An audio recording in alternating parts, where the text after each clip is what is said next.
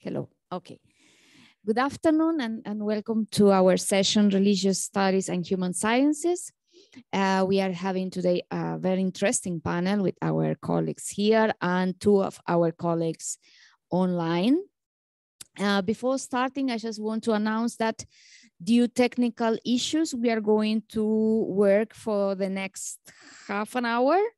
And then we are going to do a small 10 minutes break. That is a technical request. And then we are going back. So please use this. No? Okay. So I can go. No, because I was told that I should stop at 4. We stop at 4. So it's 2:30.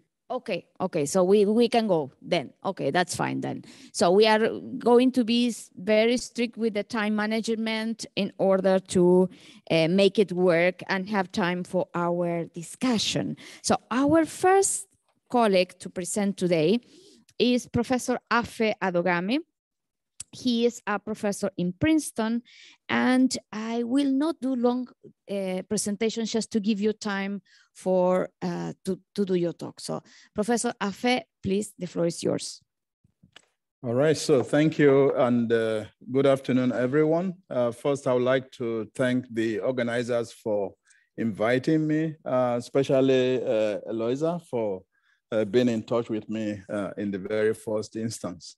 And thanks also Martina and others for facilitating my coming here. All right, so I've titled my talk, Beyond the Crisis of Knowledge Production, Consumption, and Commodification, Critical Reflections on the Religious Secular Dichotomy in Africa. And I have a PowerPoint. Let me see if I can walk through this. All right. So by way of introduction, research in and on Africa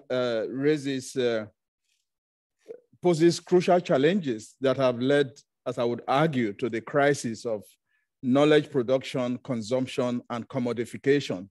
And here, I want to focus on specifically on the ecologies of knowledge production, consumption, and commodification as three lenses within which to look at the whole question of inequalities.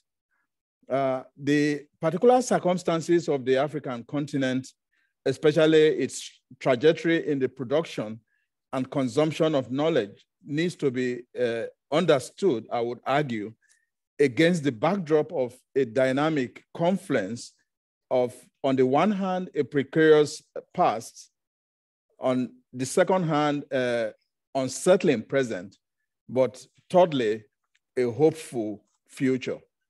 And what I'm going to try to argue here simply would be two levels. First, I would like to argue that one of the main challenges faced by African scholars in engaging research in and on Africa is the lack of production of African knowledge.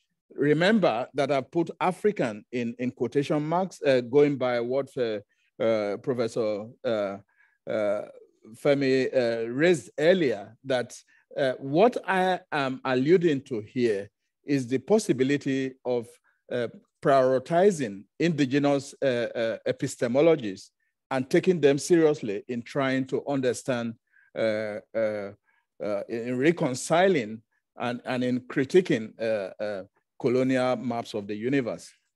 The second, concomitant with this politics of knowledge production, therefore, is a renewed process of decolonizing and redefining indigenous epistemologies or discourses that are often always laced with interpretational powers.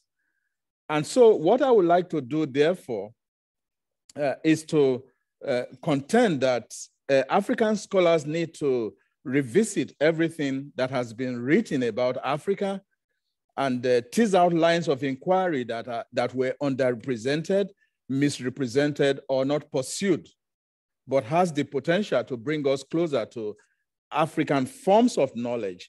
And again, I'm referring to this kind of dynamics of epistemology in this case.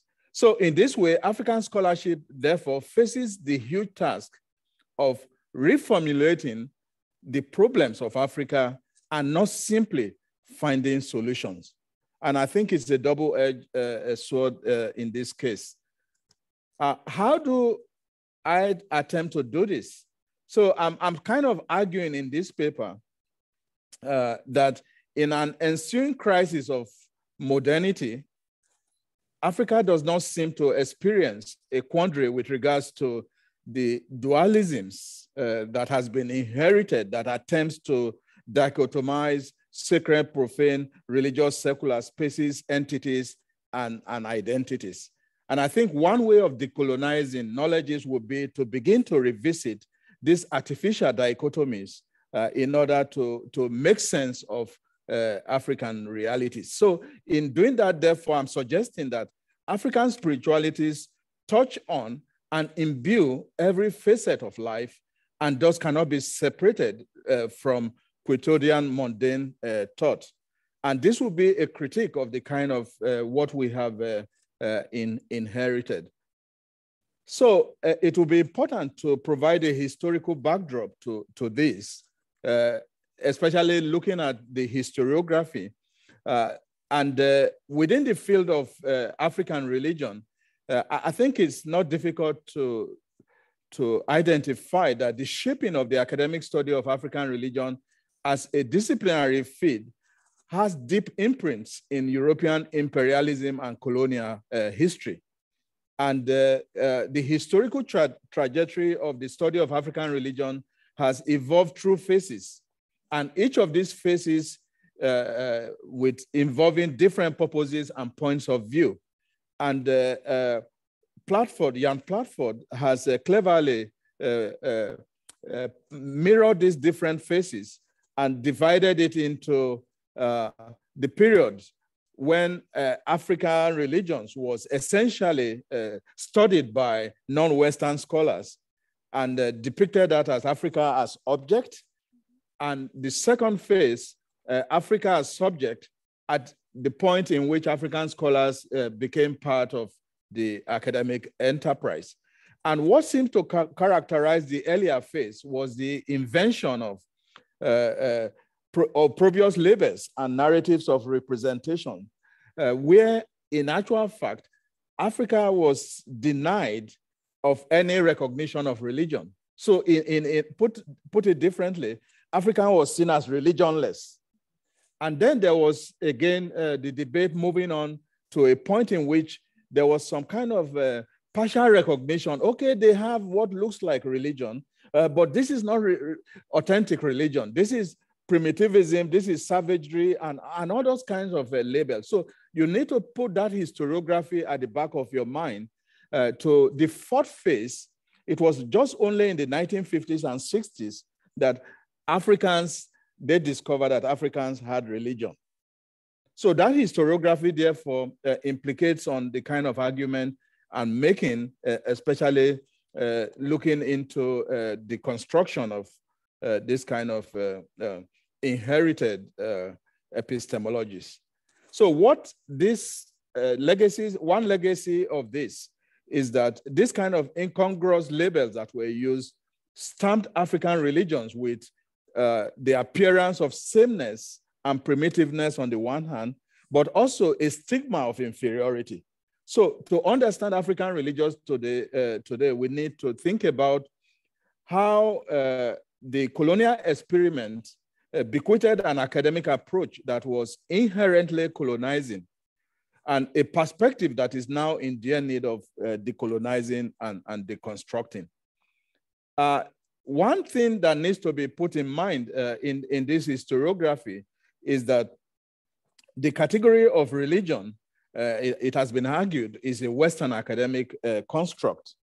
But also, the way it has been used, it became a representation of the other. So the problem is not simply that of the misrepresentation of cultural and religious experiences. It was also an expression of power over the other. And again, here we can talk about the coloniality of power. So still on the historical backdrop, I think it's important to see how the colonial and missionary machineries invented and produced ways of knowing and meaning making that anchored and facilitated processes of subjugation, exploitation, and expropriation, and which generated a kind of contestation of knowledges. But it's so easy sometimes to think that with this encounter, one knowledge gave way to the other. But of course, it's interesting to see that there was a kind of a lot of imposition. The knowledge that was funneled through the colonial process assumed a dominant epistemology that in a way marginalized, but also almost silenced alternative worldviews and conceptualizations of the universe. So I will skip a bit on this because of time, but the point I'm trying to underscore here is that in spite of this counter interaction, indigenous religious epistemologies hardly witnessed their obituary in the face of this knowledge encounter. And therefore, our attempt today is to begin to revisit, the encounter and to see what we can actually bring out of that encounter for a way of refreshing. So that leads me to one instance of that kind of legacy, which is the compartmentalization of religion, secular, sacred, mundane domains, which has remained an external import into African worldviews. And again, you could see how in the literature sometimes the Weberian distinction, binary opposition of enchanted religious imagination on the one hand versus the disenchantment has been used. But when you use that to understand what happens on the ground in Africa, it collapses because these boundaries actually do not actually, to a large extent, help in understanding. So the debate has gone on, and now we're talking about de-secularization. We are now beginning to talk about re-enchantment of the world or re-enchantment of the everyday life. And I'm asking myself, where does Africa come in here? Because there was actually no disenchantment. So to talk about re-enchantment would be that you are driving shadows. And looking at the whole religious landscape today, I think is not difficult to see that the religious enterprise, religion is still, something very popular. You cannot, to talk about secularization today would be a little bit going too far. Of course, they are not to say that there are no indices of secularizing, dynamics, but religion is thriving. So the perception of religion as a phenomenon separate from culture is not a suitable reflection of the embedded nature of religion in quotes in African cultures. In actual fact, we could see how religion is variously conceptualized as both a spiritual, epistemological, but also a philosophical phenomenon. And these different ways of looking at it are very important. Therefore, as a category of analysis, religion is quintessential to understanding African cultures and epistemologies. But at the same time, we need to recognize the limitation and tendency to talk about religion because it's a narrow concept that does not embrace the entire spirituality. So to explain African political, social, cultural, and religious life in Western categories can be informing. There's no denying that fact. It can be illuminating, but it also could be misleading and obscuring. And this is one example of that. Using this dichotomy of sacred, secular might not help us or might not go so far. So social structures and cultural traditions are infused with a spirituality that cannot be easily separated from the rest of the community's life. In a sense, therefore, religion, so to speak, is not a museum piece of tourist trod monument, but it's a vibrant force in people's lived everyday experiences and expressions. And this might be a better way to capture what is going on. Having talked about that, let me come to the last part, which is the decolonizing project. How do we go about trying to revisit, what does not help us to understand the reality of the African situation? And I think this is where the challenge falls on African scholars to take a vantage position in contesting dominant epistemologies, knowledge reproduction, in utilizing indigenous methodologies becomes very important. The second point I would like to make is that in decolonizing, I think it's important to pay attention to indigenous voices in telling their stories.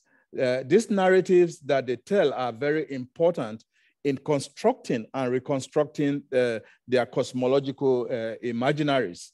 And of course, this is where I think very importantly, we need to pay attention to consider cultural and ethical responsibilities by recognizing our positionality, but also by recognizing our social, cultural, and epistemic locationality. Because if we want to do decolonizing work, I think this can be a very important starting point.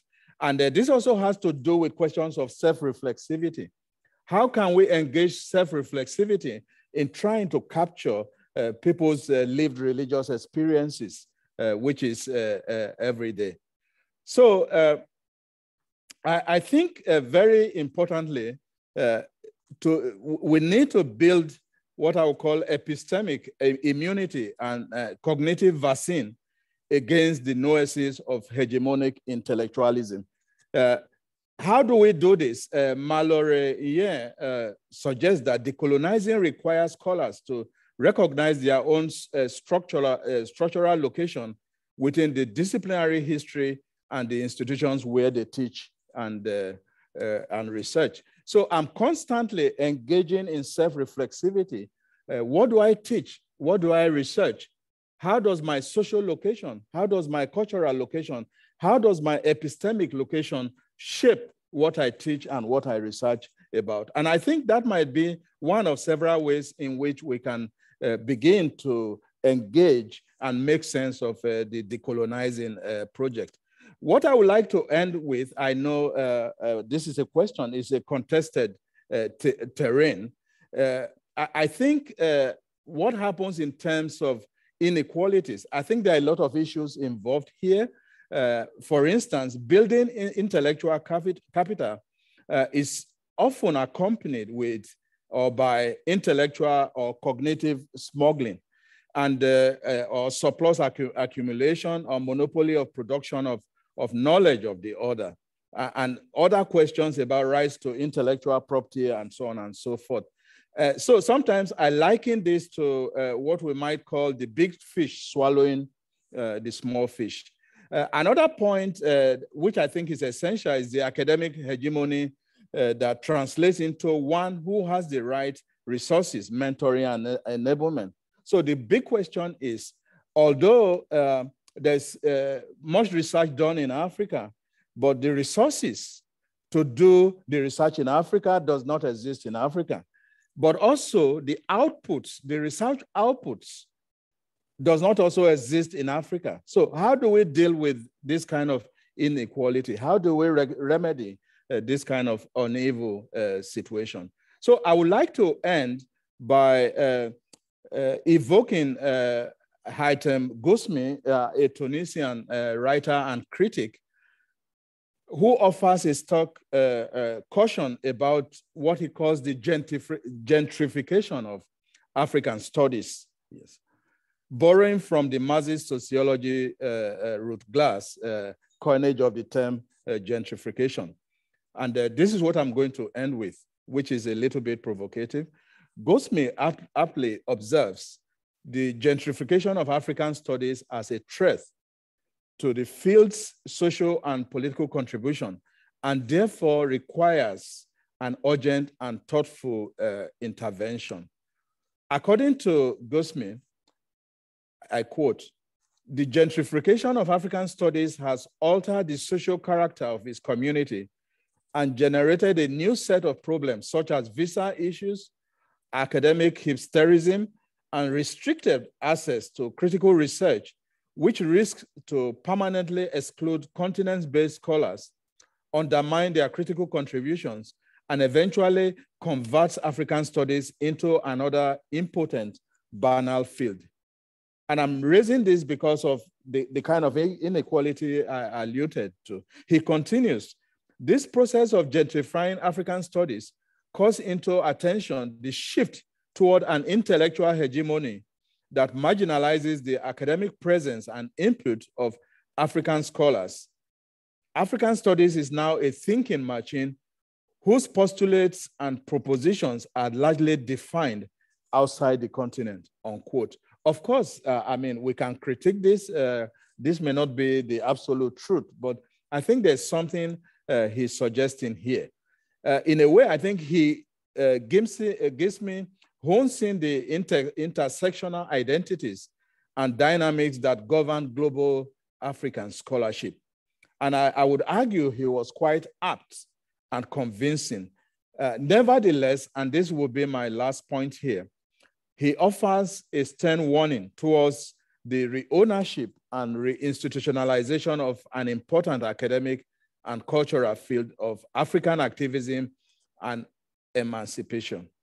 And I quote him here, shouting, decolonize this or decolonize that in neoliberal spaces would not advance the African cause, but contribute to a new grammar of reified identity politics.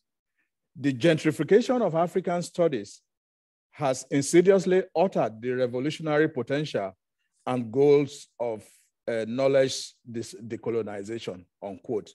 So the point is therefore that what Gizme is perhaps saying here is speaking indirectly to other epistemic communities that I identify with.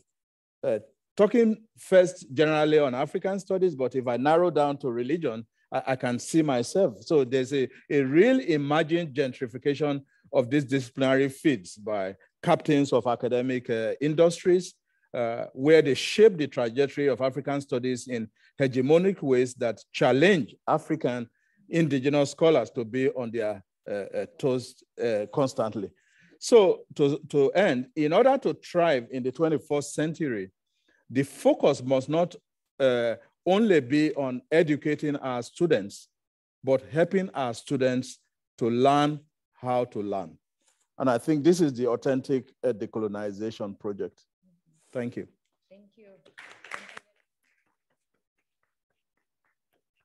Thank you very much, Professor Adogame. We are now having Professor Rajeev Bhargava. He's a professor at Parekh Institute of Indian Thought in Delhi, India. Thanks. And that's it. Yeah. Okay. Thank you. Thank you very much. And thanks to everybody. I'm not going to repeat what everybody has said. So I just assume that everybody understands that I'm hugely, hugely grateful for being invited here. Now, I've sort of reframed what I have to say in the light of some of the discussions that happened. And I realized that in 2004, I wrote a paper on the cultural injustice of colonialism, distinguishing it from its economic and political injustices. And later in 2010 or 11, I wrote on epistemic injustice as a form of cultural injustice. In these papers, I began with the premise that every society has an epistemic framework, which I claimed is first, a historically generated, collectively sustained system of meanings and significance by which a group understands and evaluates its individual and collective life. And second, that it is sustained when there is an uninterrupted transfer of conceptual goods and resources from one generation to another.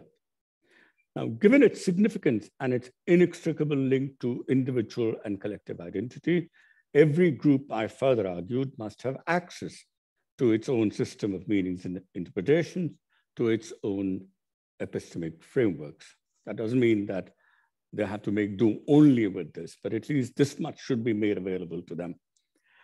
Epistemic injustice occurs when the epistemic framework by which a people understand themselves and their world is replaced or adversely affected by the concepts and categories of the colonizers, or when, because of the acts of colonizers, there is forcible disruption of its transmission. Now, there exist many forms and their accompanying mechanisms of cultural and epistemic injustice. First, it occurs when one is simply born in a society where the dominant practices prevent one from having a secure knowledge of the historical and cultural traditions of one's own community. Here, the epistemic framework of one's ancestors is simply unavoidable. The past of one society may still be present in remnants, but is unrecognizably scattered and diffused, and therefore beyond anyone's grasp. In many cases, this is accompanied by a damage to or loss of the capacity to sustain, retrieve, or develop one's epistemic frameworks. This has happened, for example, to indigenous or native or first Americans. And I think that if we think of India, this is not a form. I mean, there have been some groups which have been very deeply affected by it, but they've been affected by the epistemic framework of the elites within India. But they have not been largely impacted by this particular problem as a colonial epistemic injustice. But there are other forms. I'm getting used to it. In the second form, the epistemic framework of the colonized group are still around, pretty much intact in a recognizable, coherent form. They're even noticed by the colonized. In short, these indigenous frameworks exist as options. However, they are blindly rejected as worthless. The cultural stigma that was attached to local languages, such as Hindi, at least in North India, in contrast to the prestige acquired by English, is a good example of the second form. But this is, very widespread in India. Now, colonialism did not destroy every indigenous culture. However, by interfering with other cultures, colonialism began to distort them. It did so by pushing to the margins hitherto central strands of indigenous epistemic frameworks, and by pushing to the center those of its elements that were dormant or peripheral. This displacement often continued until the elements centrally organizing the experience of the colonized people began to survive only as memory and were displaced by facets that were considered by them to be insignificant and worthless. This then is a third form of epistemic injustice. A good example is the devaluation of androgyny, and with the imposition of distinct gender identities, the overvaluation of masculinity and hypermasculinity in India. There is also a fourth kind by which the basic epistemic form of indigenous cultures or indigenous epistemic frameworks was transformed by the intentional and unintended acts of the colonizers. Let me give an example. And here, my example is from Africa, actually. In colonial cultures, group classification became more important than individualization. Albert Memmi reminds us that very often the mark of the plural was a sign of the depersonalization of the colonized. I quote, "The colonized is never characterized in an individual manner. He is entitled only to drown in an anonymous collectivity." In one sense, this phenomena is not uncommon when a group encounters strangers. It sees them only as an undifferentiated mass through a crude stereotype, as if they're all the same, each merely instantiating the broad features shared by all. Individual individuation and individuality is frequently denied to the unfamiliar. But colonialism institutionalized this and evolved practices based on the idea that the conception of an individual was simply absent among the colonized, and that only group identity mattered in their traditions. This happened in India too, when the only identity that seemed to matter to Indians was caste, which is a group identity, as if there was no place in Indian thought for personal or individual identity. This is absolutely ridiculous, but nonetheless, a lot of people believed that at one time. In the papers I mentioned above, I also took the gradual entrenchment in India of the category of religion as an example of change in basic epistemic form. A set of experiences began to be subsumed under this new category of religion, which has now become so pervasive that we do not even know how exactly to name that ensemble of phenomena which religion has replaced. And here we concur with each other on some point. In a recent paper, I simply call it non-religion because I don't know what to call it, right? In what follows, it is this, the introduction in India of the religion-secular framework that I discuss. Now I do so, who will not, by referring to the work of Charles Taylor's A Secular Age. Before his publication, discussion of secularity centered around political or public secularism. Oh, what am I doing? I'm sorry. I should keep it. So, okay, yeah.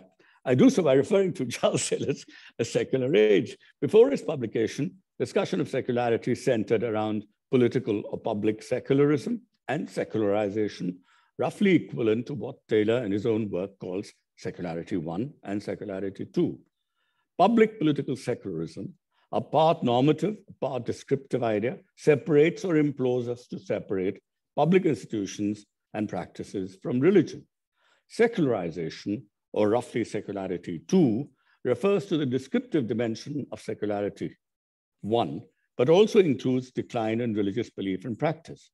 For example, people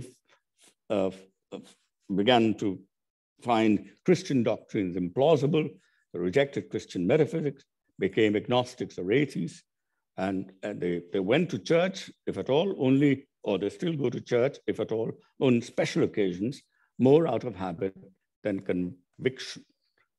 Okay. By introducing Secularity 3, Charles Taylor considerably deepened our discussion of secularity. At this level, secularity refers to the background condition of belief and experience, or what Taylor felicitously called social imaginary, which makes it impossible to ignore that the God-saturated lived experience is no longer the only option. There are other stances available that make no reference to God or ultimate reality. In other words, there is a kind of pluralization now. You have a choice between God and no God, and then to many other ways of many other spiritualities. A shift to Secularity 3 means living within an immanent frame, as Charles Taylor calls it, in which a transcendental relation to something higher cannot be taken for granted, but must be reintroduced in a way wholly different from the manner in which it was interwoven with people's lives in, say, around 1500s. Now, in Taylor's view, all of the Western world lives within Secularity 3. They live within the immanent framework. Western Europe is also largely characterized by Secularity 2, and even 1, despite the formal connection with churches in some countries. The US, on the other hand, has never accepted Secularity 2, though it most strictly adheres to Secularity 1, separating church and state. Now, what about India? Here we get into real difficulties. Oh my God. 12 minutes. I've got 8 minutes more. 20. 5 minutes. Okay. 3:08. Okay. I'm going to, okay. Go. Okay. Here we get into real difficulties because in such places, religion has an unstable presence. Indeed, the entire religion secular framework has little relevance, at least before late 18th, early 19th century. Yet, since the European term religion began to have some resonance in early 19th century and has got entrenched in the 20th century, one might use the terms pre-religion and post-religion in the Indian context. Pre-religion, denoting a condition where the religion secular framework makes no sense, and post-religion, one in which it does. Ever since the turn of the 19th century, India has been undergoing what might be called a process of religionization. Our social reality over time has been semi-Europeanized. Though we have not achieved the kind of homogenization that Europe had at the end of the Second World War, this new development has meant that conflicts between religions have become commonplace, resulting occasionally in accommodation and at other times in violence with disastrous consequences, particularly for groups such as Muslims, which are relatively small in number. And to deal with problems of arising from religion, we've invented a distinctive form of political secularism, which as it happens, is also in the throes of a deep crisis in India today. Yes. Now let me elaborate these points in the rest of the 6 minutes available to me. The pre-religious world of India has, one, a ritual-based, this-worldly ethic of self-fulfillment. It has multiple gods and goddesses propitiated in order to secure wealth, land, cattle, horses, sons, good health, a long life, and a heavenly abode on passing. Each territory has its own gods and goddesses, initially irreducible, but translatable to gods and goddesses of other lands. This translatability allows people to realize that the same God has different names. This facilitates easy movement across cultures of different lands in the subcontinent. It also enables fluid identities and multiple allegiances. After all, if a good across cultures differs only in name, not in attributes, then why not embrace both? This is fecund ground for pluralism and inclusive monotheism, right? What's happened there? Oh. Okay. This ritual-based multiple gods dependent ethic does not remain unchallenged. As miseries cause, I'm giving a kind of a brief history of the development of various religious experiences in India. As miseries caused by nature and humans piled up and people developed the capacities to stand back and look beyond, an aspiration emerges to transcend suffering, and a search begins for a new ethic of personal and collective self-realization. In this, the guidance of the teacher, say Buddha, who shows them the path or the way, marga, becomes crucial. But these margas are also not rigidly demarcated. People can still leave one and follow another teacher, or indeed have multiple teachers. Communities around these teachers grow, but have fuzzy boundaries. This is an extraordinary cultures of, what we might call rituals, philosophies, cosmologies, cults, margas, and gurus, but there is no proper religion. What then are the conditions of the formation of religion proper? Some of these begin to exist in early 1st century after the Common Era in India, and they continue to consolidate until the 16th century. A, teachings are systematized and turn into intellectual doctrines. B, community of followers, once loosely structured, become well-defined and distinct because of these doctrines, and people begin to find themselves in relation to these intellectual doctrines. But we still do not have religion. Why? Because religion, in the real sense of the term, emerges only after some other crucial conditions are met. Okay, now I have to do this. I think now. When an emphatic conception, here I rely on Osman, an emphatic conception of truth is introduced into religio-philosophical doctrines, a development that takes place first in Palestine. From now on, there is one God and one true doctrine, all others are false. D, a new idea of the other emerges, one which has to be assimilated or obliterated. This exclusory monotheism has an antagonistic relation with previous worldviews of the type common in India and claims to be universal.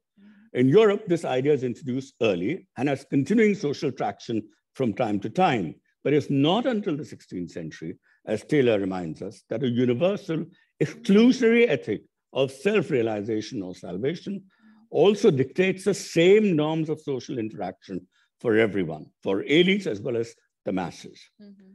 Now, an ethic and a pattern of social interaction are both thickly knit together and form one comprehensive system. Each community proposes its own comprehensive perspective as universal, valid for all times, places, and cultures.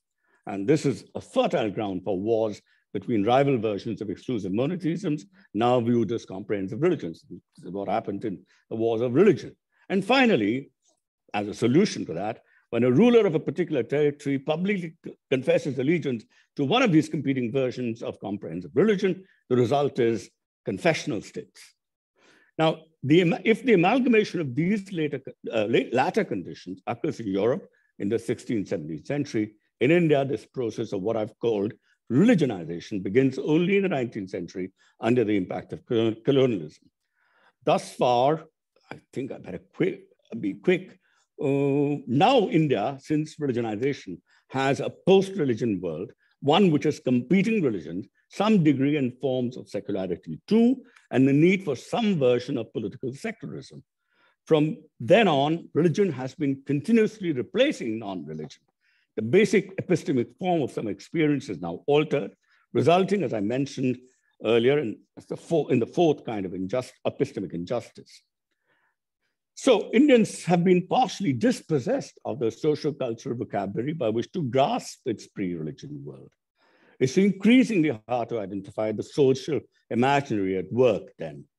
What can be said with confidence, however, is that a deep religio-philosophical pluralism was integral to the social imaginary, with very real options between different ethical visions, easy mobility from one to the other, and the possibility of multiple attachments. Though pluralist, this social imaginary is not to be confused with secularity 3, which is Taylor's immanent framework, because it is without religion and without the modern immanent frame. Given this radically different background, the relation between multiple ethics, social processes, and political power must be different now than before. The post-religion world, however, has some overlap with European and North Atlantic worlds. European notions of religion are now becoming part of the common sense of elites and to some degree also of people at large. And here I'm sort of slightly in disagreement, because there is this Europeanization at some level, and therefore, if the problems generated by religion are sort of overwhelming us, then the solutions will also have to take some kind of a semi-European character. And this is what I've been saying, that while it's important to understand the pre-18th century world without this religious secular dichotomy or framework, the post-18th century world has to be understood at least by looking at how it has been modified and yet it has become relevant. And so this is where we stand today, a massive contest of social imaginaries. The older ones persist, but we don't have full access to them. The new ones have come, but they're neither Indian nor Western. And so we are faced with a deep sort of perplexity, a failure to understand ourselves. And that, I believe, that's my last comment.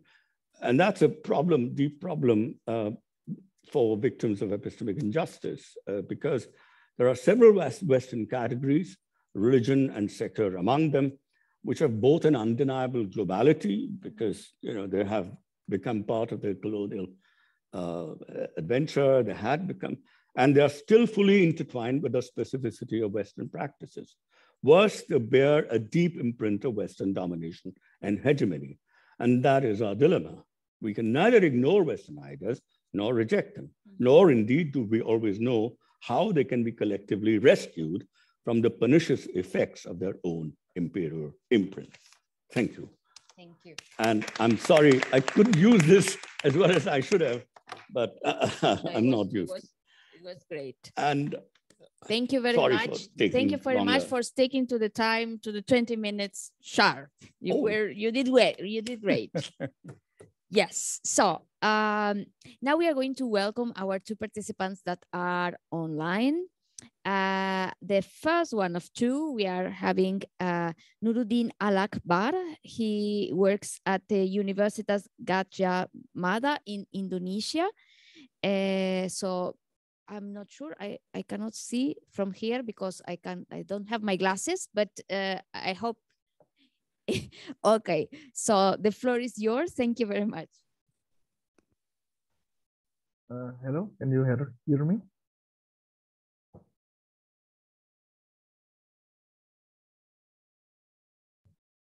Okay.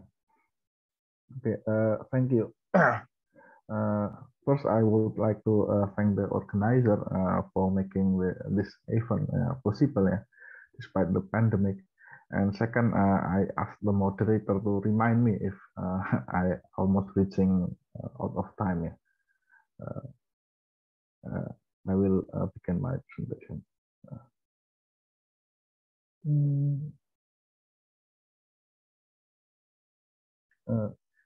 Can you see the PowerPoint? Yes, perfectly. Okay, well. okay. Yes.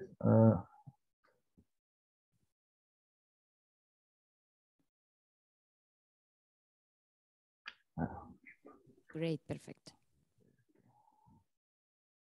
Yeah. Yes, this is my presentation about the beyond the de-secularization of social science, a case study of Kuntowijoyo Prophetic social science project. And I quote the word from Kuntowijoyo. He says that modern man has built his wood as an amazing machine, and then the machine rule it. This is the mission of prophetic social science, to liberate man from the oppression of the machine. And I will begin my discussion. And this study seeks to elaborate on the southern voice, in this case, Kuntowijoyo, in the context of an effort to design alternative social science with holistic, non-dualistic characteristic. And this alternative social science design must be placed in an effort to critique contemporary industrial society. And the idea of prophetic social science can get out of the binary trap that is developed both in the contemporary Western social science tradition, which continue to dichotomize religion and rationality. Now, with Kuntowijoyo using the word differentiation paradigm. And the prophetic social science also not trapped in the project of the secularization of social science, which has been loudly voiced by many exponents of the Islamization of knowledge project, where there is an impression that this project also formed another binary, namely the rejection of the possibility of dialogue between civilization, especially between the Western and non-Western world. And Kuntowijoyo believes that prophetic social science is not only useful from Muslim or Islamic world, but also humankind globally, who are both experiencing a dehumanization process and a shallow life from the industrialization process. And this for point of discussion, first I want to introducing who is Kuntowijoyo and his criticism of industrial culture, and the second about the position of religion in post-secular and de-secularization of knowledge tradition, and third, I want to discuss about the prophetic social science project, about the de-differentiation strategy and the objectification strategy. First, I begin with Kuntowijoyo and criticism of industrial culture. This is a short background. Kuntowijoyo is a famous Indonesian historian and cultural practitioner, and he worked daily at Gadjah Mada University, as well as being active in Islamic religious organization Muhammadiyah, the second largest Islamic organization in Indonesia. Yeah. And Kuntowijoyo inherited the critical tradition from his teacher, Sartono Kartodirjo. Sartono Kartodirjo is a famous Indonesian historian, And he is known as a father of decolonization of Indonesian historiography from colonial-centric to Indonesian-centric perspective. But Kuntowijoyo want to continue his teacher legacy, not by only thinking about writing alternative history, but also he want to make history take the side of the poor, including in this case the Muslim, who according to Kuntowijoyo are in the position of the victim of history. And Kuntowijoyo also has experiences as a child. As emphasized by his wife, Kuntowijoyo witnesses the phenomenon of dehumanization as the result of industrialization process in the Klaten region in Jawa Tengah, Indonesia. At the time, the weaving craftsmen were crushed by the industrialization process, and at the same time, the people at the village were haunted by the fear by the authoritarianism of the state, which support the industrial process. Kuntowijoyo, for example, witnessed how this neighbor disappeared and then returned home disabled due to government torture. It was this phenomenon of dehumanization that also left a mark of Kuntowijoyo. So he want to understand the industrialization and how to get out the dehumanization process. And in the process, Kuntowijoyo also interact with many emancipatory literary work, like the work by Hamka, an Islamic thinker, who influenced Kuntowijoyo thinking. And his childhood experience, teacher influence, and intense struggle with academic work of critical Western social science, as well as Islamic philosophical tradition, and especially Muhammad Iqbal from Pakistan and Roger Jaraudi, as well as influence of Al-Faruqi and Said Hussein Nasr, made Kuntowijoyo make the theme of industrialization an important concern for his intellectual career. In one of his monumental work, Islam as Science or Islam sebagai Ilmu, Kuntowijoyo tries to trace the root of dehumanizing practice of industrialization. According to him, it is an irony that industrialization is the fruit of Western civilization, which has made effort to secularize or separating man from God as an effort to liberate man. However, this liberation process actually ended in pathetic human slavery due to the machine and technology development that were previously used to increase human dignity, but now imprison them.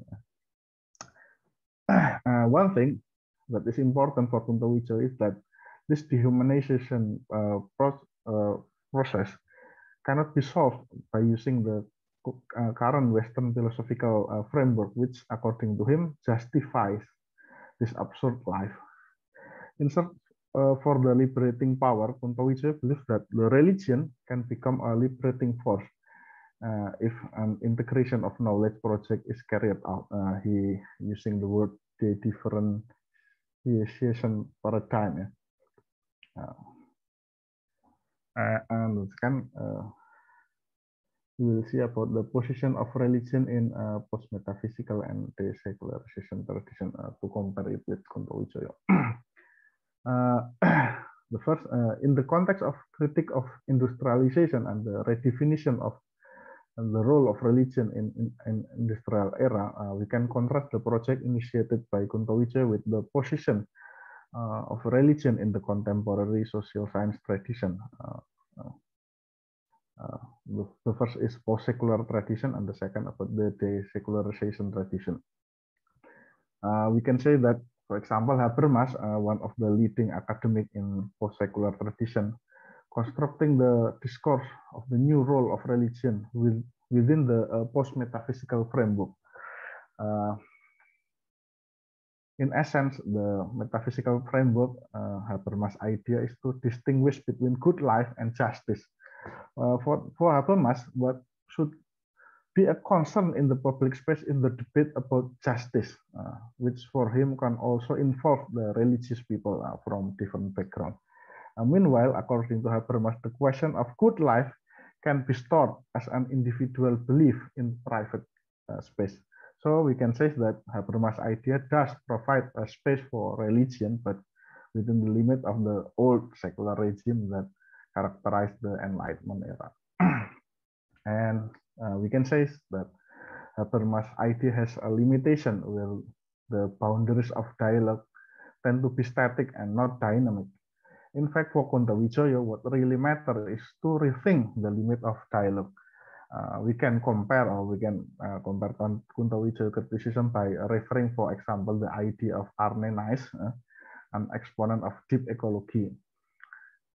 According to Arne Naes, without questioning the foundation of modernity, without rethinking the boundaries of rationality, without having the courage to enter into deeper dialogue, the problem of modernity, in Arne Naes' case, the problem of ecology cannot be solved.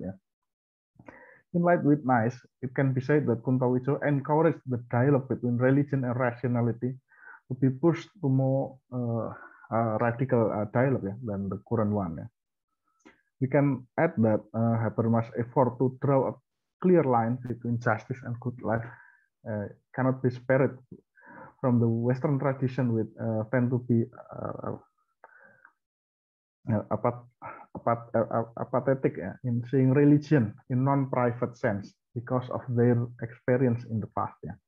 Religion is seen as irrational and oppressive.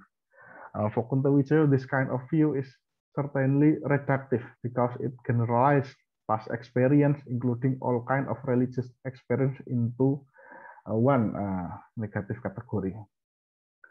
And if in the post-secular tradition, apathy toward religion is still growing, and thus reducing the transformative role of religion, a different trend has emerged in the Islamic world, where there have been an effort to develop alternative social science based on the idea of de-secularization, or we can say Islamization of knowledge. However, in this development, this trend of Islamization has a tendency to reject dialogue, especially between the Western and non-Western world. Such a tendency, for example, can be traced to the position of the exponent of the Islamization of knowledge, such as Yaudin Sardar, who believe that every civilization has own unique system of knowledge. This is true, but for Sardar, the dialogue between the system of knowledge, he does not elaborate more. So we can say that Sardar belief cannot be separate from the influence of postmodernism, which reject the big narrative and only affirm small ones. Not only Sardar, Najib al-Atas, with the Islamic worldview and the Islamization of language project, implicitly suggests that dialogue between civilization is nearly impossible because the difference in the worldview. Furthermore, in the case of Al-Atas, he actually deepened the dichotomy of good life with justice, because the goal of the alternative social science based on the Islamic worldview is to create a good life of individual and not justice, which is more social in nature. Nuruddin, you have only 2 minutes to finish. Okay. Thank you. Yes. We can move to the idea. And the position of religion in the prophetic social science. The first, Kuntowijoyo believes that religion can be a liberating force.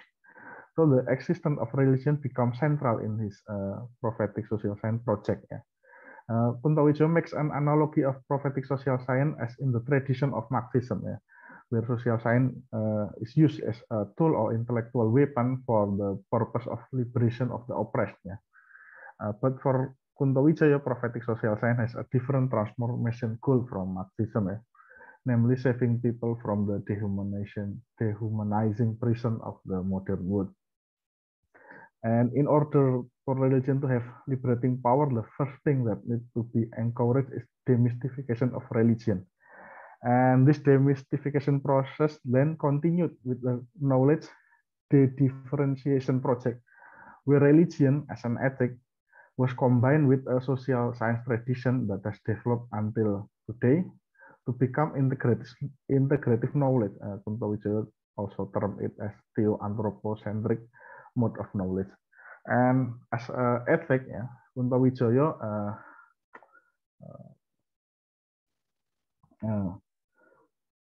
says that there's a three dimension of a religion as an ethic. The first about humanization, the creation of condition in which human can actualize themselves optimally, as for example, imagined by thinker like Abraham Maslow.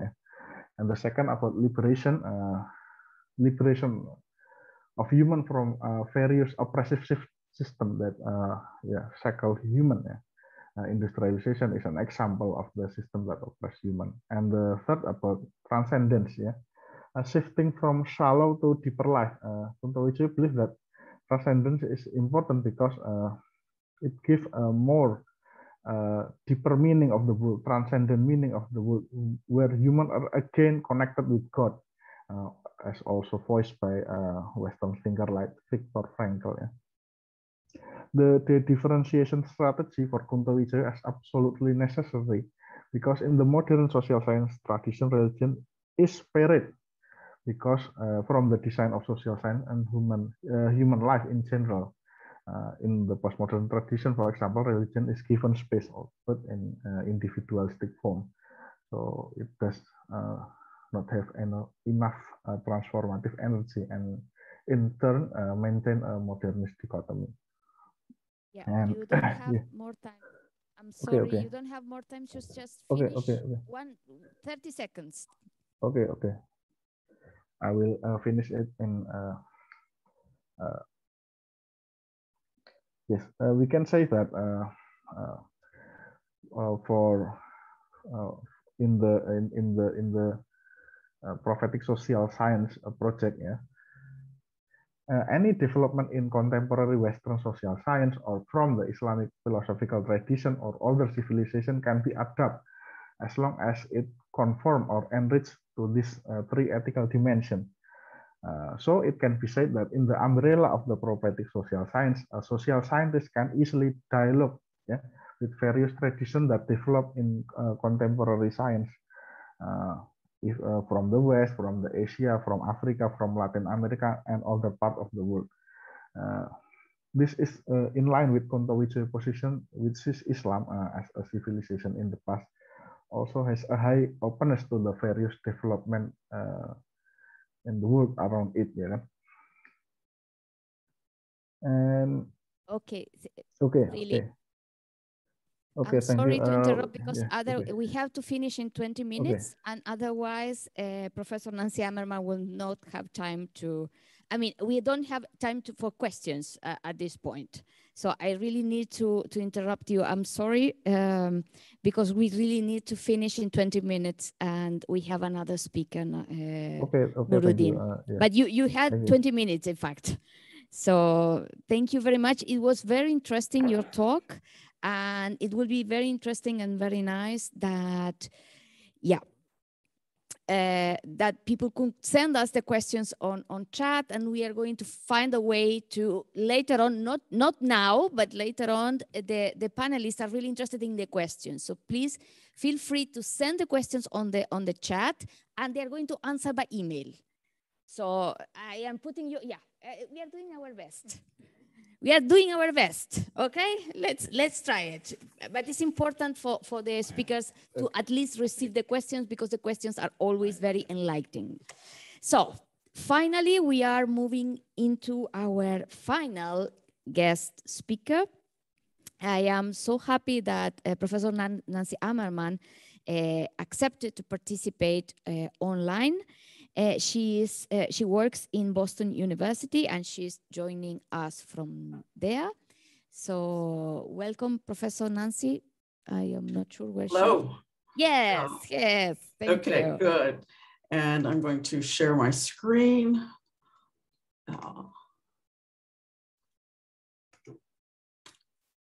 Okay, are we set? Yes, perfectly. Okay, good. Though, sorry.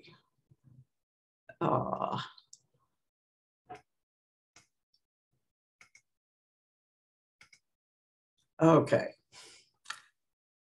What I'm going to talk about is the way those of us who sit in that northern center of the sociology, the discipline of sociology, still suffer from serious blinders. And then I'm going to suggest some ways that we might think about moving forward. To get a bit of a handle on those blinders, I've taken a look at some of the journals that are seen as sort of the flagship journals of North Atlantic sociology to see how religion is presented in those journals. If we think about the development of sociology as a discipline itself, in its initial phases as a European-based discipline, it took religion very seriously, but then, of course, succumbed to that notion of secularization that we've been talking about so much in this session, where it was assumed that the modern world would eventually be one in which everything that really matters would be secular and objective and scientific. The knowledge that we got would certainly not be shaped by religious knowledge. So I've been taking a look at these journals to kind of get a sense, get past my own sort of hunches and personal experience to ask, how is religion represented in those journals?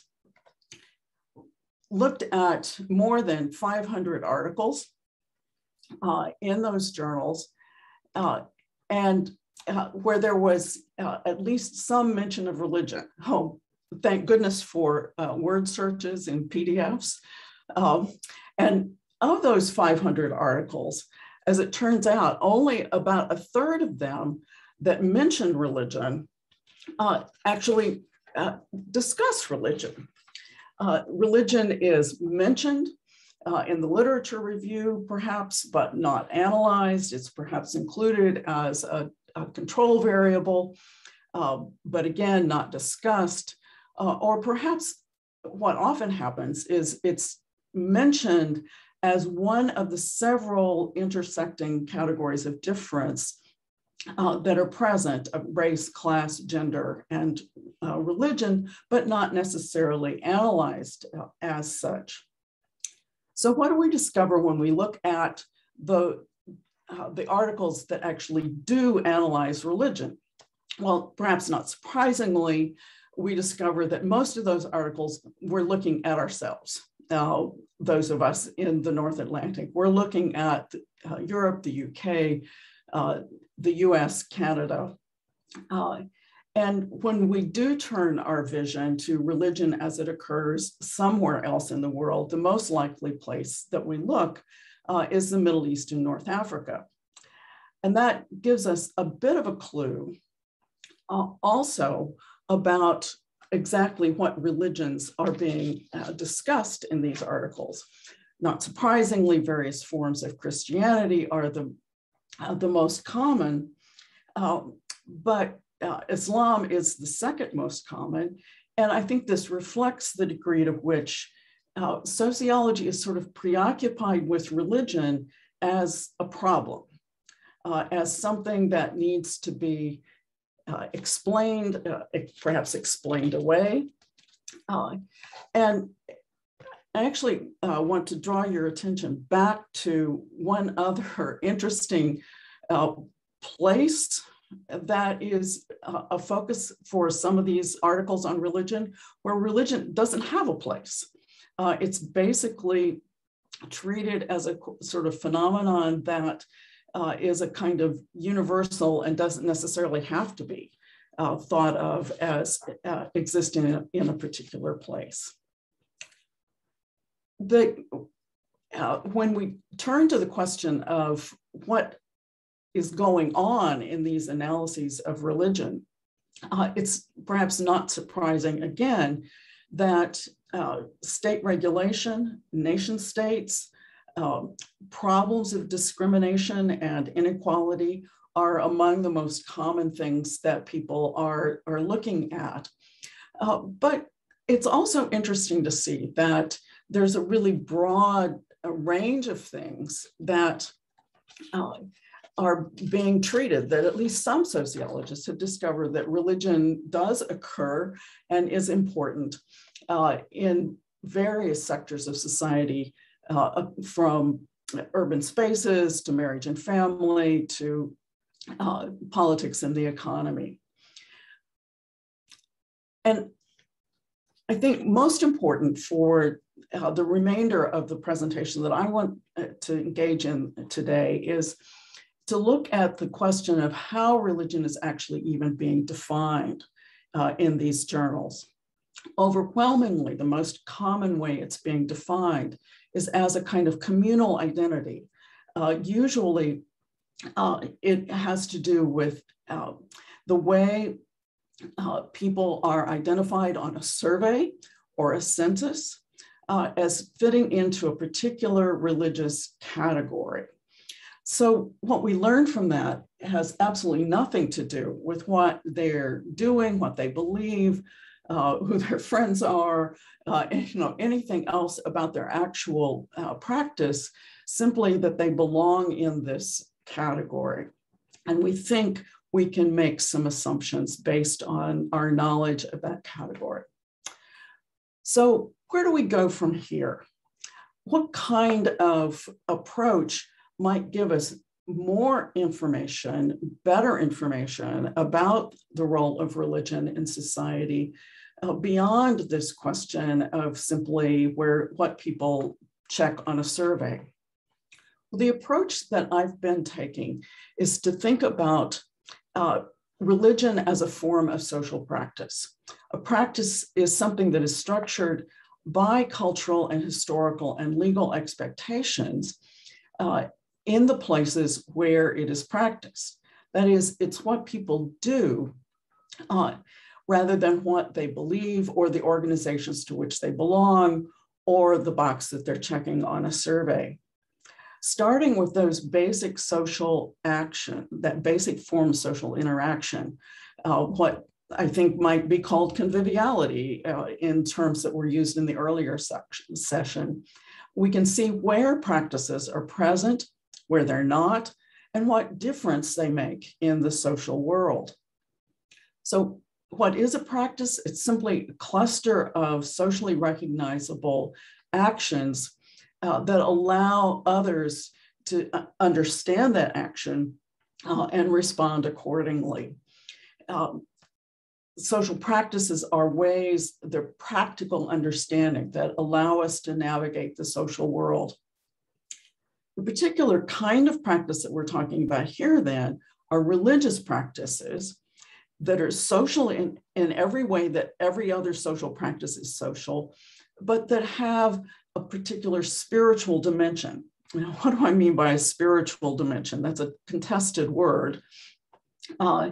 They're religious not in that they have some sort of a cosmological, world-ordering, universal character to them, or that they're being done by a person that we can designate as a particular kind of religious person, but rather because they are a practice that recognizes what I call a non-ordinary reality. That's a term that Alfred Schutz uses, but it's also, I think, really similar to what Professor Martín refers to as the sacred. That is what she calls a differential texture of the inhabited world. It is something that can be either direct or that is experienced as a kind of individual experience of something beyond the ordinary, or it can be institutionalized and indirect as it is present in places that presume to sort of distill that non-ordinary reality for us.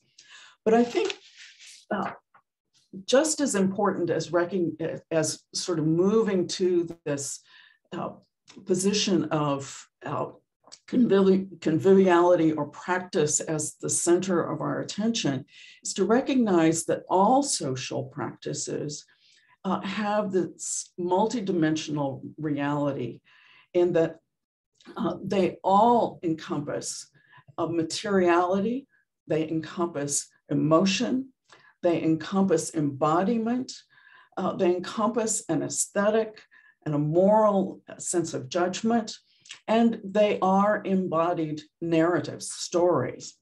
So religious practices are all of those things, but with this other dimension. I think this way of thinking about what religious practice is, and in fact, what social practice is one of the things that we are beginning to learn from knowledge production that comes to us from the global South. And I think it is this that will continue to undermine the overly idea-centric categories that come from the global North.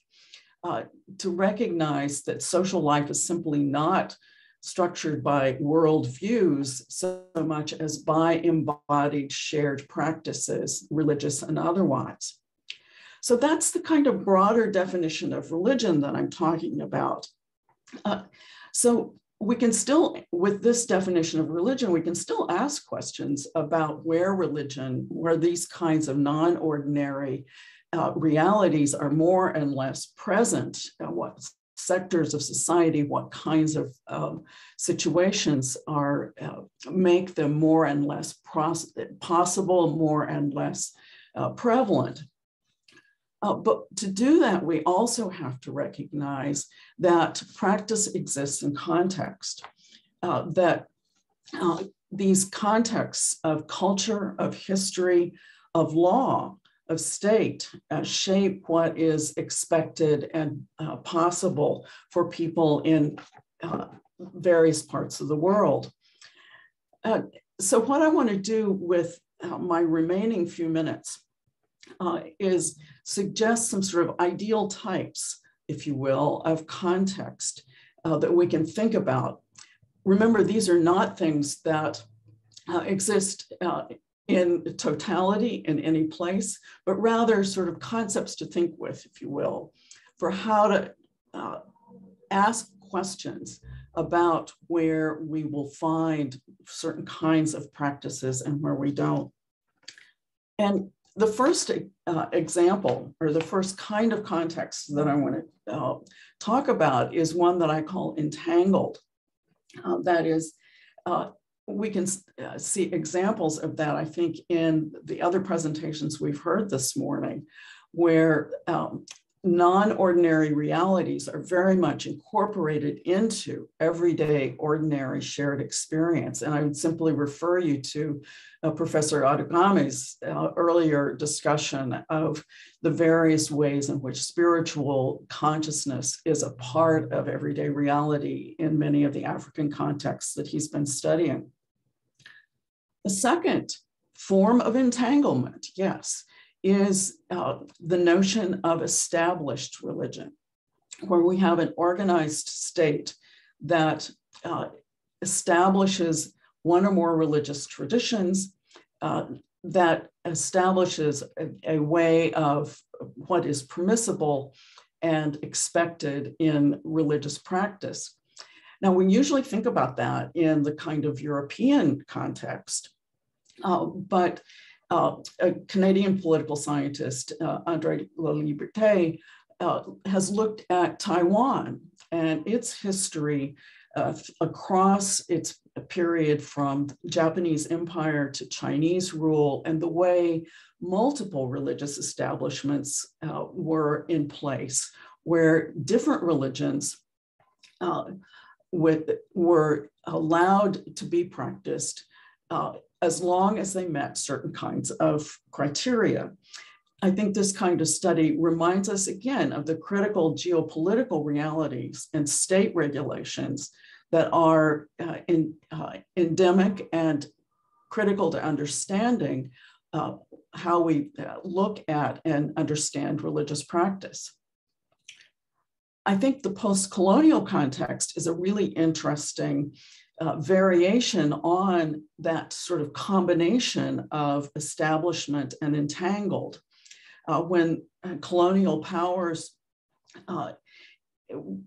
came into play, that they were usually of a more established variety of religious expectation, and the places that were colonized had more entangled understandings of the spiritual presence in the social world. And there was adaptation in the post-colonial situation that has resulted in continued adaptation as well as political struggle. And here we might think about the example that Singaporean sociologist Vanita Sinha has observed when she describes a Hindu market, a Little India market in Singapore. It was an enclave that was originally established under colonial rule to be Hindu.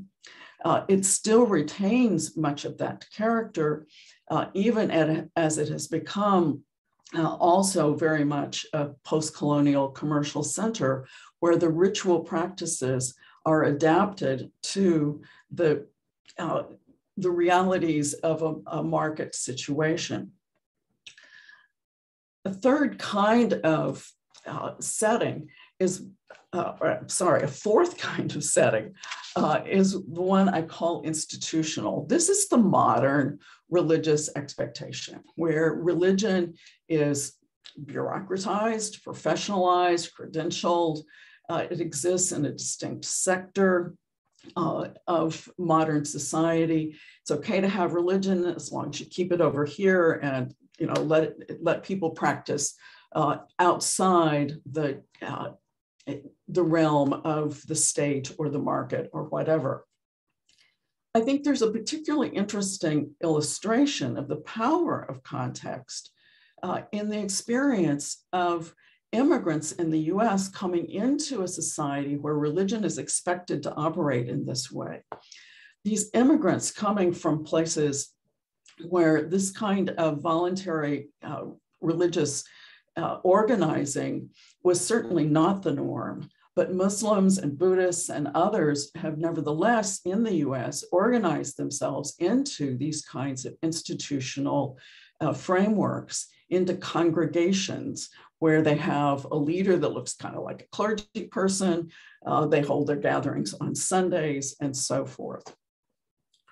The final kind of setting that I want to talk about is one that I call interstitial. That is one where there are weaker kinds of institutional and legal constraints, and the spiritual domain is one that is more improvised by both individuals and communities.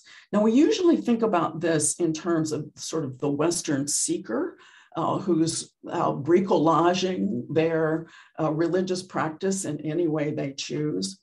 But I think we can also learn from the Latin American situation that Gustavo Moreno describes in his new book, where he introduces the book with the example of Norma, a woman from Córdoba who identifies as Catholic and makes regular pilgrimages to a nearby shrine, but also uses a Pentecostal book of prayers and has a Jewish Hamsa in her home altar alongside saints' images and a rosary.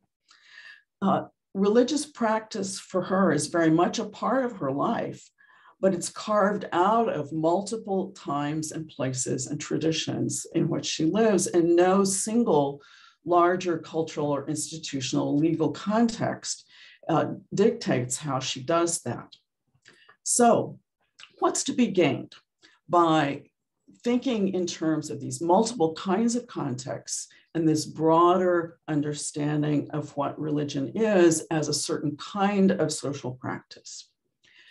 Attention to these diverse kinds of cultural and legal contexts, along with an expansive recognition of religion as a social practice, as a multidimensional social practice, can provide lenses through which to see the role of religion in diverse societies. Rather than imagining religious practice as doomed to extinction in the face of modernization, we can ask about the diverse ways in which non-ordinary realities are present or absent in different kinds of cultural and legal contexts. By moving beyond identity categories, often invented by colonial rulers, we can ask what people are actually doing. By moving beyond the notions of belief and membership that characterize modern religion in the global north, we can learn from the practices that are present around the world. That enlarged vision will surely remove the blinders that have kept so much of the discipline focused solely on the question of secularization, as if one story about religion could describe the world. Once those blinders are removed, the knowledge that originates outside the global north can be taken far more seriously, illuminating the religious practices throughout the world that are often overlooked when definitions and boundaries are too narrow. Thank you. Thank you very, very, very much, Professor Ammerman. It was a fantastic talk, and we have been taking notes and pictures of your slides until your text is published. So unfortunately, due to these technical considerations, we need to finish, and we are not able to do any discussion. No? Okay. Yeah, we have to finish now.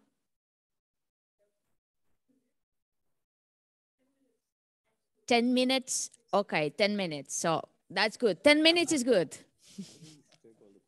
Yes, no, I am going to take 3 questions, max, and very short answers. Okay. Okay, or 4 questions, or at least. Okay, the first is first come, first get. So, you know, if you pick a speaker and it's taking, you are not asking any other question. So, any question from the panel or from the chat, if not from the panel? Okay, if I can see, I cannot read.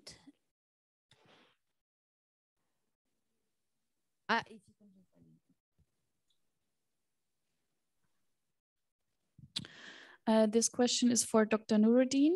The question is coming from Syed Farid Alatas. How would you understand the distinction between prophetic social science and the idea of Islamization of knowledge promoted by Syed Hossein Nasr and Syed M.N. Al-Attas? For your talk, they all seem to have a similar critique of the secular, disenchanted West. Do they have similar approaches when it comes to alternative, non-Eurocentric knowledge? There's another one from the chat. Also from Syed Farid Alatas, but it's for Afe Adogame. I am interested in the idea of the gentrification of African studies. Could you give us the reference to Haitham Gouesmi's writing on this? Also, do you say that gentrification is an aspect of Eurocentric knowledge production? Yes, Sergio.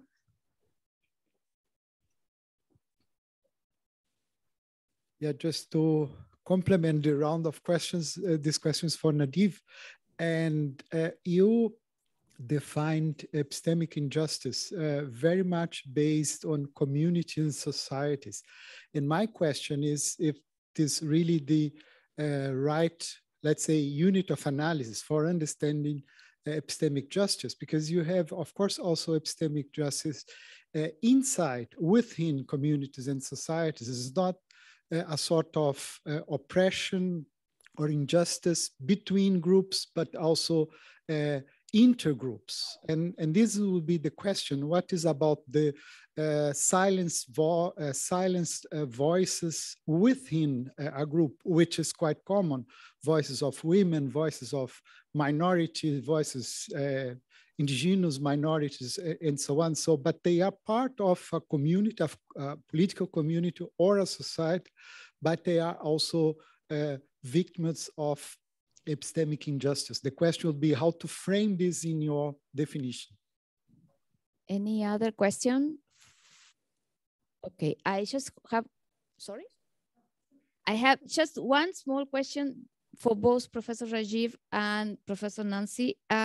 Is regarding the basics of the understanding of social theory that is constructed in the dualism, religion, secularity. I mean, we cannot understand classic sociology without that. And how this has impacted how, not just how we saw religion, but how we saw the world and the difficulties to analyze other worlds than the Western one with the eyes, with the tools that we have in theory. It's just, I want, if you wish, a short, very small comment. And we have like 5 minutes for all. Yay. So we can start from the order of presentation. Well, I mean, I think I have one. So thank you. Yes, Farid, I already emailed you the reference. And to the specific question about gentrification as an aspect of Eurocentric knowledge production, I think I have tried to communicate with him to see what really was responsible. I think part of the frustration he had was applying to attend a conference on African studies in the West and was denied visa. And I think we need to pay attention to gatekeeping. And there are several examples I could not mention in my talk. The best journals, you know, the best book series on African studies, whether African religion, just name it, are in the West. The best libraries on African studies are in the West. The project funding, $1 million project fundings on African studies are in the West. And you can go on and on, also in terms of library resources. So the question there is, when you write as an African scholar, who does the reviews? Because there are certain gatekeepers here who are seen to be the ones who have the possibility to get the big grants, the possibility to publish. So they send your papers to them to review. And they will either kill it or keep it alive. So again, the power dynamics can be very strong in this case. And I think what he refers to, therefore, in terms of gentrification, you might even see the biggest African studies guilds, the African Studies Association, USA, the African Studies Association, Europe, the African Studies Association, UK, are all based there. You might also need to see the power dynamics that play in terms of how these organizations operate. So I think this is what he was alluding to. He may not be completely right. There can be a pushback, but this is a larger part of the story that he was responding to. Yeah, I'll leave it there. Thank you. Yeah, actually, I did refer to Dalits in my talk, but maybe just fleetingly. In my work on secularism, I make a distinction between inter-religious domination and intra-religious domination. And I think secularism in India, at least, is a response to institutionalized religious domination in both forms. The intra-religious bit is precisely, the kind of issues that you were talking about: internal minorities, women, in the Indian case, all the so-called outcasts. So, how to address the various ways in which oppression, discrimination, humiliation, degradation takes place because of religion is something which is also needs to be addressed. So today we were talking about colonial and more or less, external colonialism, not internal. So that's why it appeared as if I was, the subject is the group rather than, other internal groups or indeed even individuals. So yeah, I mean, I agree with you, but that's something which I have really addressed in my own work. On social theory, I think, I do believe, like I mentioned, there are aspects of social life, particularly in Europe and the North Atlantic, where social theory can illuminate. It doesn't illuminate everything, but as it's like, the sun is facing one part within that world, but where it is not facing, there is darkness. And more generally, social sciences have thrown light only on this part of the world, the North. It doesn't throw any light on, only the dark shadows fall there. And so we've got to work out through, so somebody mentioned, I think it was Dhruv who mentioned absences. And so through those absences and by reconstructing and retrieving a lot of traditional sort of knowledges, they will not be in exactly the, we won't be able to retrieve them in the form in which they existed in the past, but there is some access that is available. And it's through a commingling of this that we'll be able to generate new social theories. Yeah, I mean, that's a project for the future. Yeah. Okay, perhaps I will give the word to Professor Nancy because it's the same question. So perhaps you can just skip. I have basically one sentence to add. I think one of the bottom lines for this panel this morning is not only have we missed out on forms of knowledge that we needed by our misunderstanding of the category of religion, but that misunderstanding has also led us to the imagination that there was something called secular that was therefore objective and neutral and universal, and that category could be applied across the world. It's very clear. Thank you very much. So, Nuruddin, you have had very, very complex question from Professor Alatas, and you have only 1 minute. So, good luck. Okay, thank you. Actually, I already answered in the chat, but I will. Okay, I will repeat again. And for short comment, my short comment is although both prophetic social science and Islamization of knowledge are critical of the West, I believe that prophetic social science is more open in establishing a dialogue with the various civilizations, the Africa, China, South America, India, including even secular Western thinker. And Kuntowijoyo himself is not ashamed to quote a thinker from the Marxist or non-Marxist tradition, such as Karl Marx, Marcuse, from Berger and Viktor Frankl.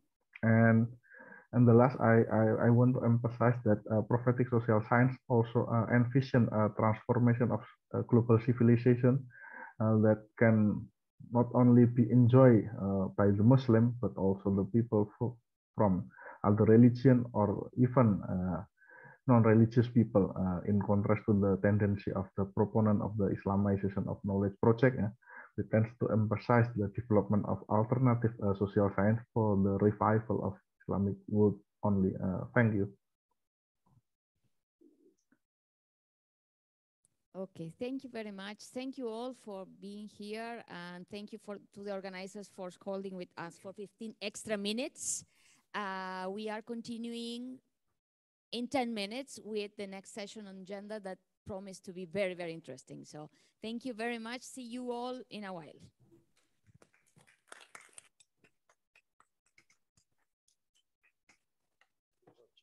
Thank you for sharing. It's very hard. I give you paper.